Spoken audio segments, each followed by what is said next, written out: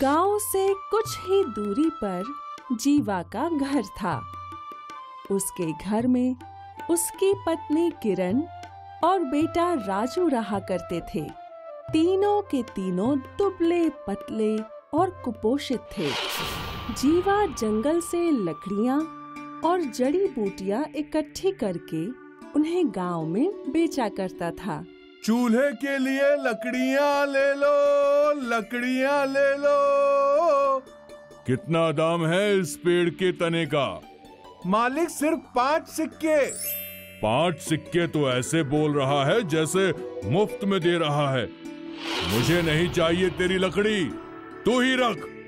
नहीं नहीं मालिक, आप जो देंगे वो मंजूर। ठीक है, फिर ये ले 3 सिक्के। जीवा वो 3 सिक्के ले लेता है और फिर वो गांव के किराने की दुकान पे जाता है। भाई ये चावल कैसा है? 1 किलो के 2 सिक्के। और ये दाल? ये 4 सिक्के प्रति किलो। भाई मुझे 1 किलो चावल और 1 पाव दाल दे दो। ये लो तुम्हारे हुए 3 सिक्के।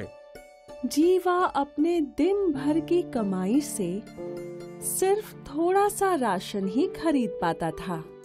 वो राशन लेकर घर गया और फिर उसकी पत्नी ने दाल और चावल से खिचड़ी बनाई और यही उनकी रोज की जिंदगी थी।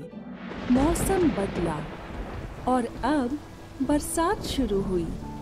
जीवा फिर भी जंगल गया और वहाँ उसने लकड़ियाँ काटी और एक बार फिर वो बाजार में लकड़ियाँ बेचने लगा। लकड़ियाँ ले लो, चूल्हे के लिए लकड़ियाँ ले लो, लकड़ियाँ। सुबह से शाम तक वो चिल्लाता रहा, लेकिन आज बारिश की वजह से एक भी ग्राहक लकड़ियाँ खरीदने नहीं आया। निराश जीवा वो लकड़ियाँ अपने कंधे पे लाद कर अपने घर की ओर निकल पड़ा। आज मैं अपने परिवार के लिए खाने का इंतजाम तक नहीं कर पाया।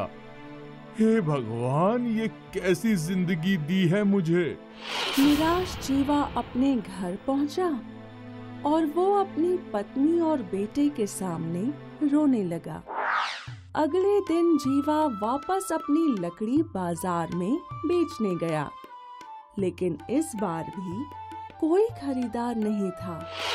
शाम को एक सेठानी आई और उसने जीवा से लकड़ियां खरीद ली और जीवा को 5 सिक्के दे दिए।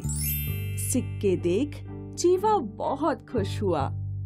वो पैसे लेकर किराने की दुकान में गया और वहाँ उसने 1 किलो चावल और आधा किलो दाल खरीदी और अपने बेटे राजू के लिए एक सेब भी खरीदा। सारा सामान लेकर जीवा लौट ही रहा था कि जंगल में उसे एक बंगला दिखा और इस बंगले से बच्चे के रोने की आवाज आ रही थी। जीवा को चिंता सताने लगी। वो उस बंगले में गया और वहाँ उसने देखा कि एक 4-5 साल का बच्चा रो रहा था। क्या हुआ बेटा, तुम क्यों रो रहे हो?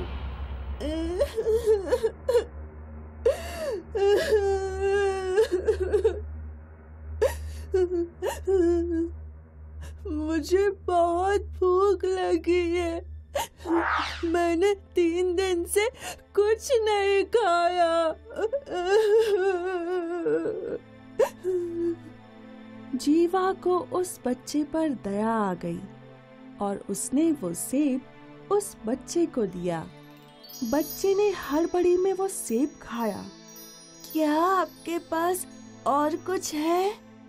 है तो, लेकिन इसे पकाना पड़ेगा। जीवा उस बंगले की रसोई में गया और उसने दाल और चावल से खिचड़ी बनाई। फिर जीवा ने वो खिचड़ी उस नन्हे बच्चे को दी, जिसने बड़े चाव से खिचड़ी खाई। अब मेरा पेट भर गया है। और तभी एक औरत की आत्मा प्रकट हुई। शुक्रिया भैया, आपने मेरे बेटे की भूख मिटाई। मैं इसकी माँ हूँ। इसका मेरे अलावा और कोई नहीं है। 3 दिन पहले मेरी मृत्यु हो गई। तब से ये ऐसा ही भूखा था और मैं इसकी मदद नहीं कर पा रही थी। मतलब अब ये बच्चा अकेला है? हाँ, इसका कोई नहीं है। बहन तुम फिक्र मत करो, मैं इसे अपने साथ ले जाऊंगा और जो मैं खाऊंगा वही इसे भी खिलाऊंगा। भैया, तुम बहुत नेक हो और इसीलिए मैं चाहती हूँ कि तुम और तुम्हारा परिवार इसी बंगले में रहे और तुम्हें कभी खाने की कमी नहीं होगी, ये मैं देख लूंगी। तुम अभी अपने परिवार को यहाँ ले आओ। जीवा खुशी खुशी घर गया और अपने परिवार को लेकर बंगले में लौटा। वो लोग वहां पहुंचे तो उन्होंने देखा कि रसोई का भंडार खाने पीने के सामान से भरा हुआ है। फिर जीवा की पत्नी ने पकवान बनाए और फिर जीवा का परिवार और वो अनाथ बच्चा सब ने साथ में खाना खाया। ये देख उस माँ की आत्मा बहुत खुश थी, क्योंकि उसके अनाथ बेटे को एक परिवार मिल चुका था। इसके बाद जीवा और उसका परिवार उस जादुई बंगले में ही रहे, जहाँ खाने की चीजों की कोई कमी नहीं थी। तो इस कहानी से हमें ये सीख मिलती है कि दूसरों की मदद करने से हमारी मदद भी होती है। राकेश हर साल गर्मियों की छुट्टियों में अपनी नानी के घर घूमने आता था। राकेश के नानी नाना एक दिन बातें कर रहे थे। आज हमारे गांव का एक आदमी और गायब हो गया। सुना जाता है वो नदी के उस पार सोनापुर गांव के जंगल में सोने के बंगले की खोज में गया था। अरे वहाँ कोई सोने का बंगला नहीं है। उस बंगले में भूत रहते हैं। जब कोई नदी पार करके जंगल में जाता है तो उसे पकड़ लेते हैं। नानी, क्या नदी के पार जंगल में वास्तव में कोई बंगला है?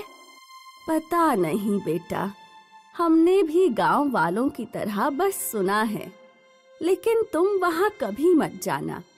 लेकिन नानी, नदी में तो नाव चलती है। सोनापुर और हमारे गांव के लोग एक दूसरे के गांव में आते जाते रहते हैं। क्या सोनापुर के लोगों ने भी बंगला नहीं देखा? अरे बेटा, बहुत पहले एक ऋषि ने बताया था कि वो बंगला मायावी है, किसी को दिखाई देता है और किसी को नहीं। छुट्टियां खत्म होने के बाद राकेश शहर में अपने घर आ जाता है। एक दिन पूरे शहर में भूकंप आता है। राकेश एक छोटी सी टेबल को अपने सर पर रखकर किसी तरह घर से बाहर निकल आता है, लेकिन और कोई उसके घर से बाहर नहीं निकल पाता। घर गिर जाता है और सारे लोग मर जाते हैं। राकेश के नाना नानी राकेश को अपने यहाँ गांव में ले आते हैं। नाना नानी बहुत गरीब होते हैं, इसलिए राकेश की पढ़ाई नहीं हो पाती। जब राकेश बड़ा हो जाता है तो उसके नाना नानी कहते हैं, बेटा राकेश, अब तुम शादी कर लो, यही हमारी अंतिम इच्छा है। राकेश की शादी हो जाती है और उसके नाना नानी का स्वर्गवास हो जाता है। राकेश की पत्नी 2 बच्चों को जन्म देती है, एक लड़का और एक लड़की। राकेश अपने परिवार का पालन पोषण करने के लिए अपने गांव और सोनापुर गांव के बीच नाव चलाने का काम करने लगता है। वो रोजाना सवारियों को इस पार से उस पार ले जाता और फिर उधर से भी सवारियों को भर कर लाता। तभी वो देखता है कि नदी में एक हिरण डूब रहा है। राकेश तुरंत नदी में छलांग लगा देता है और डूबते हुए हिरण को बाहर निकालकर किनारे पर ले आता है। हिरण जंगल की तरफ भाग जाता है। राकेश को जंगल में कोई चमकती हुई चीज दिखाई देती है। जब वो आगे जाकर देखता है तो वो हैरान हो जाता है और एक बहुत बड़ा सोने का बंगला उसकी आंखों के सामने होता है। ये वही मायावी सोने का बंगला है जिसकी कहानियां मैं बचपन से सुनते आ रहा हूँ। लेकिन आज कैसे ये मुझे दिखाई दे रहा है? मैं तो यहाँ रोजाना आता हूँ। राकेश बंगले के अंदर जाता है। बंगले में से एक आवाज आती है, तुम्हारा स्वागत है राकेश। मैं सोने का बंगला हूं। अगर तुम इस बंगले में अपने घर की 10 साल पुरानी कोई भी चीज लाकर छुओगे तो वो सोने की हो जाएगी। मैं तो तुम्हें बचपन से ही ढूंढ रहा हूं, लेकिन तुम आज ही क्यों दिखाई दिए? मैं उसी व्यक्ति को दिखाई देता हूं जो किसी की मदद करते हैं। आज तुमने डूबते हुए हिरण को बचाया, इसलिए मैं तुम्हें दिखाई दे रहा हूं। राकेश तुरंत अपने घर जाता है और अपने घर पर लगे अनार के पेड़ से कुछ अनार तोड़कर बंगले में ले आता है। अनार तुरंत सोने के हो जाते हैं। फिर राकेश अपने घर से चारपाई उठाकर बंगले में ले जाता है। चारपाई भी सोने की हो जाती है। अब राकेश जब भी सवारियों को लेकर नदी के उस पार जाता तो अपने घर से कोई ना कोई सामान साथ में ले जाता और उसे सोने में बदलकर वापस घर ले आता। राकेश सोने को लेकर सुनार के पास जाता। सुनार काका, बताइए सोने के रिमोट कितने पैसे के देंगे? पूरे 50,000। इस तरह राकेश ने अच्छे खासे पैसे अपने घर में जमा कर लिए। एक दिन राकेश के मन में लालच आ गया। उसने सोने के बंगले वाली बात अपनी पत्नी को बताई और उससे कहा, देख, हमारे घर पर तो 10 साल पुरानी जितनी भी चीजें थीं, मैं उन सबको सोने में बदल चुका हूँ। अब तू पड़ोसी रेखा के घर पर चली जा। उसके घर में बहुत पुराना एक बड़ा सा बक्सा रखा हुआ है। तू किसी तरह रेखा को उसके घर से बाहर ले जाना और फिर मैं उसके घर जाकर बक्सा चुरा लूंगा। अगर वो बक्सा भी मैंने सोने में बदल लिया तो हम मालामाल हो जाएंगे और गांव में सबसे बड़ा घर बनाएंगे। राकेश की पत्नी अपनी पड़ोसी रेखा के घर जाती है।